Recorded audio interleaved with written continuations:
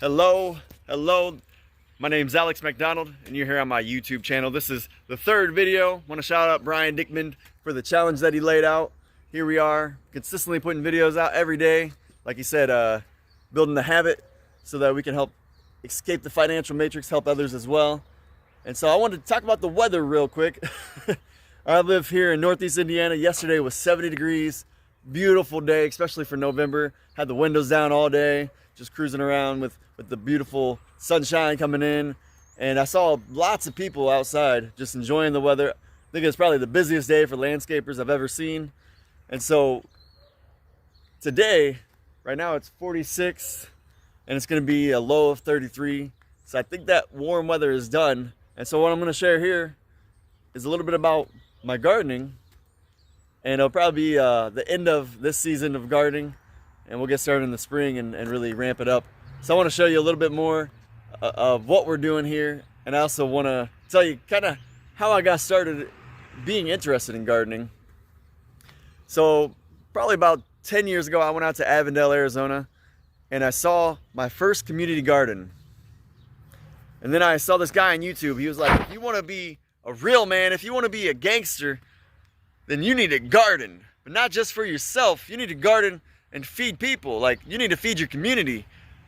And just his delivery, the message behind the message really spoke to me. I don't want to be a gangster, but I was thinking, wow, real men take care of their communities. Real men do things that'll last for generations, things that matter.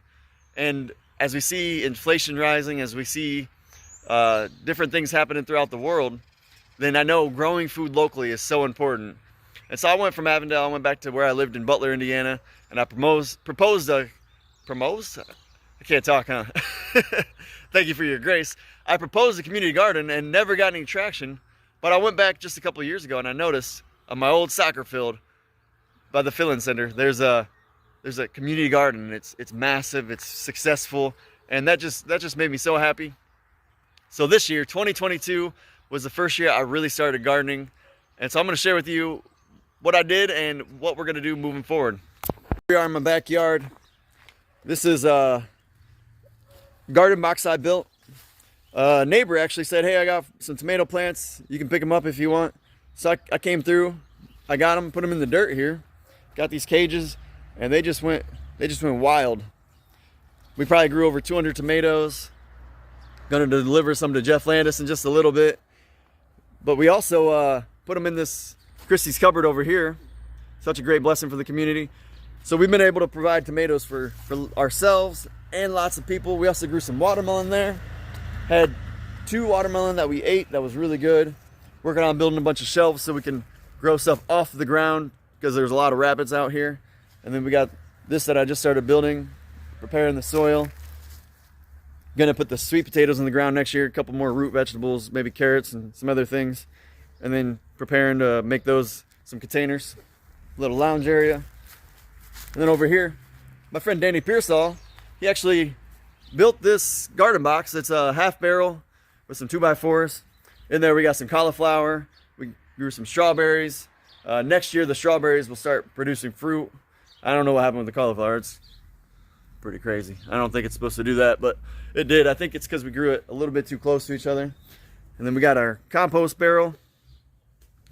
And also, there's June, our Galapagos tortoise.